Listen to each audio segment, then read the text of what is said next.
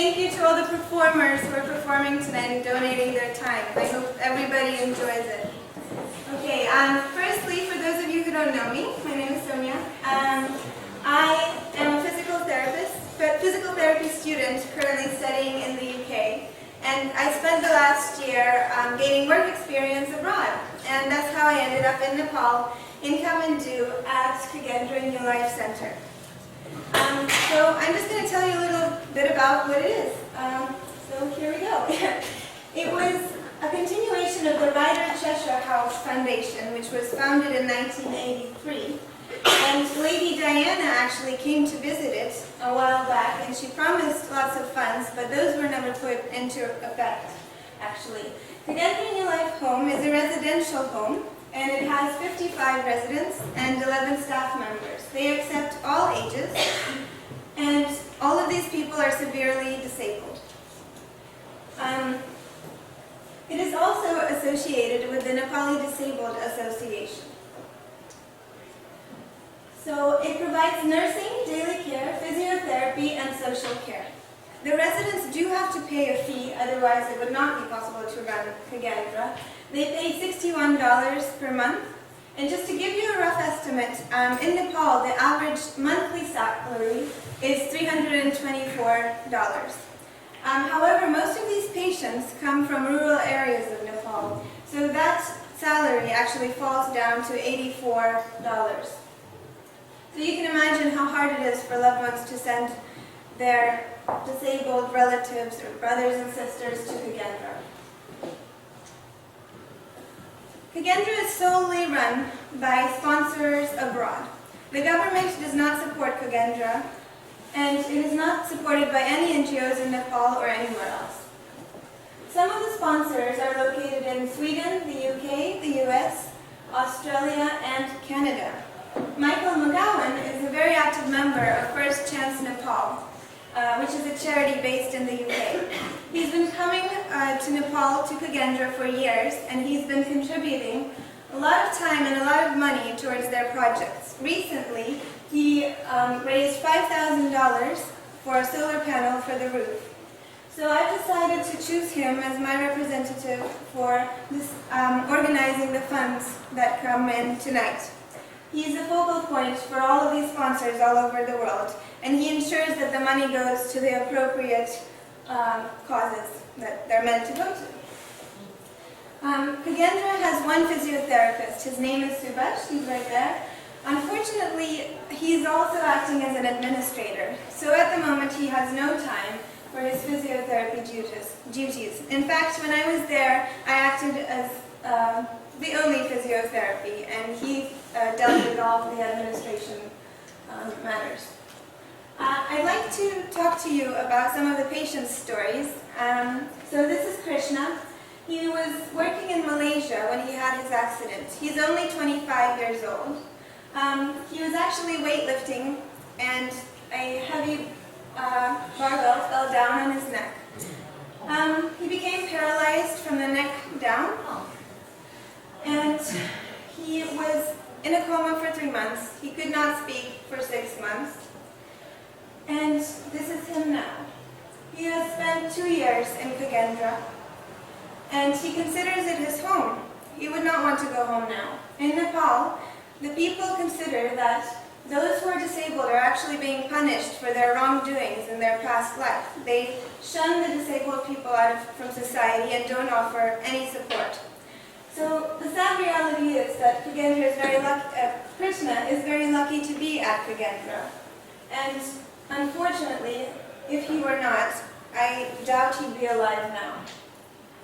Thanks to generous sponsors, Krishna is able to continue his stay there. Here he is actually using one of his tablets, which is a recent purchase for him by one of the sponsors. And he has a helmet on and a stylus pen. And he's able to independently send messages and Facebook messages, and it helps him be more independent. There he is again. So, unfortunately, some of these patients aren't actually at Khagendra because they have spinal cord injuries or arthritis or cerebral palsy. a lot of them have their accident, which isn't a very serious one, a fracture here or there, and then they don't receive proper physiotherapy. So what ends up happening is that they get contractures. Ram was one of my patients. He came to me at the end of my stay at Kagendra and asked me for help. He said he was hopping on one leg and he had crutches. This was 4 months after his operation. I examined him and I unfortunately had to tell him that he will no longer be able to straighten his leg. A contracture is when your muscles shorten and basically it becomes so tight in your knee that you cannot straighten it again. I doubt he'll be able to walk. All this just because the physiotherapist did not prescribe the correct exercises. The next case I'd like to tell you about is someone very close to my heart. Yadov and I arrived at Kagendra at the same time, and he was a gentleman in his late 60s, though they don't have any records there, so I don't know for sure. And he had suffered from meningitis 4 years before.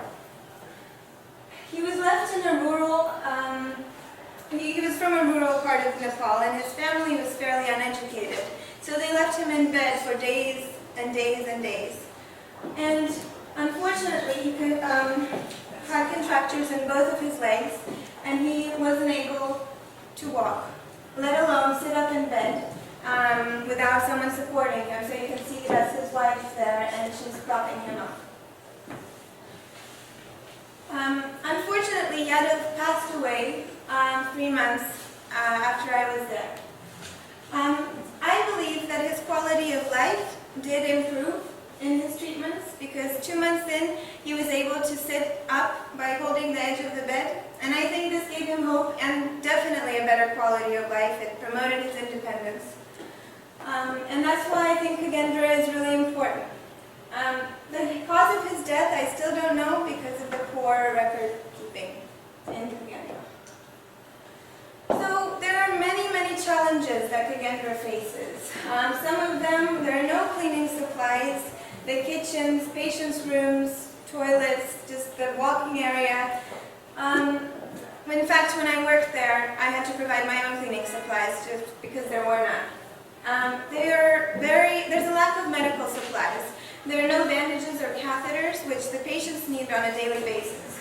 So when sponsors from abroad provide them, they're very, very happy. Another thing I'd like to point out is that in the West, we use hoists when we transfer a patient from a bed to a chair. That's what you're supposed to do, because otherwise you'll have a very bad back. In Kagendra, the individual staff members actually have to lift the patient and put them down on the bed or wherever. Can you imagine lifting a 180-pound man and putting him on a bed? It's very difficult. I had to do it, and it's not fun. So lastly, we get to the roof problem, which is why we're all here, and that's what I'm concentrating on. It's monsoon season in Nepal now. It lasts for about 4 months, and it pretty much looks like that. It's very heavy.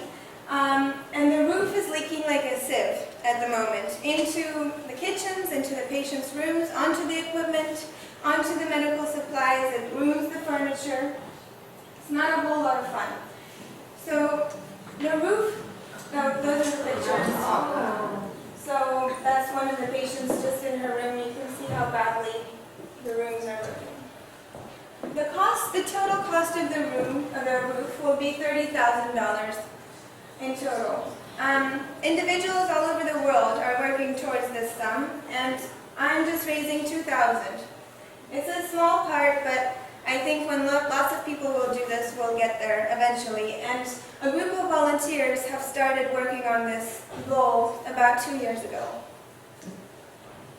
So I'd like to finish just by saying that it's really easy to dismiss those lives that are so far away from us in Nepal, 5,000 miles away.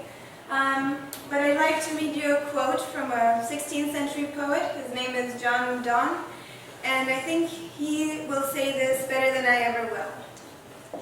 Any man's death diminishes me, because I am involved in mankind. That's all, and thanks for coming, and thanks for listening.